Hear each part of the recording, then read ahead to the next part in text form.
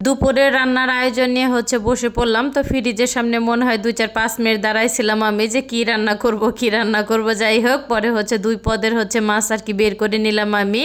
তো এখানে আর কি চিংড়ি মাছটা বের করে নিয়েছি, সাথে আর কি মলা মাছটা বের করে নিলাম, যেহেতু অনেকটা তরতাজা ছিল এই মলা মাছগুলি।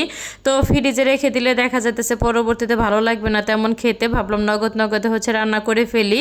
তো বেশিরভাগই আর কি রান্না করা হয়েছে, অল্প একটু আর কি রেখে দিয়েছিলাম মাছগুলি আমি। যাই হোক, আর এই তো এখানে আর কি চিংড়ি মাছটা আর বের করে নিলাম। তো চিংড়ি মাছটা টমেটো এবং পেঁয়াজ দিয়ে শুধু রান্না করি।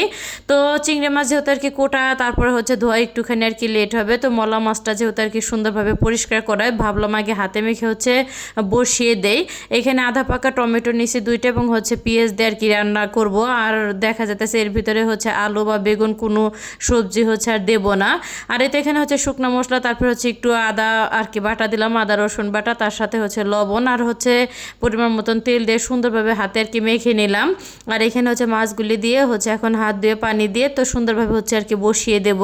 তো এই ফাঁকে আর কি মাছগুলি আর হইতে থাক। তারপরে কিন্তু অফ ক্যামেরা আমি আর কি চিংড়ি মাছগুলি সুন্দরভাবে কেটে ধুয়ে পরিষ্কার করে নিছি। আর এই তো চিংড়ি মাছটা কিন্তু তেলটা গরম হয়ে গেলে তো দিয়ে দিলাম, সেই সাথে একটুখানি আর কি লবণ দিয়ে তো সুন্দরভাবে কিন্তু ভেজে নেব 3 থেকে আর কি 4 মিনিটের মতন।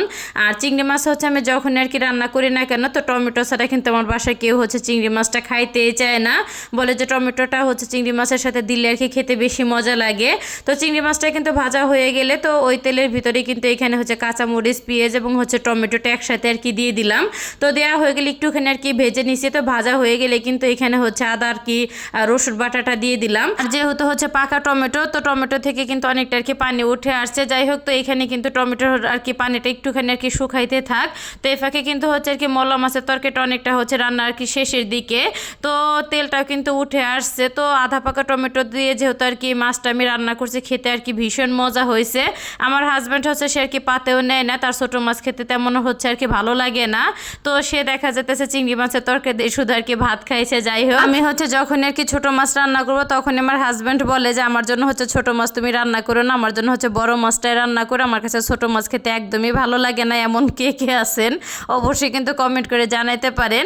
আর এদিকে কিন্তু আর কি শুকনো মশলাটা দিয়ে দিলাম। তো মশলাটা দেওয়া হয়ে গেলে নেড়ে চেড়ে ঢাকনা দিয়ে ঢেকে আবারও সুন্দর করে মশলাটাকে আমি কষিয়ে নেব।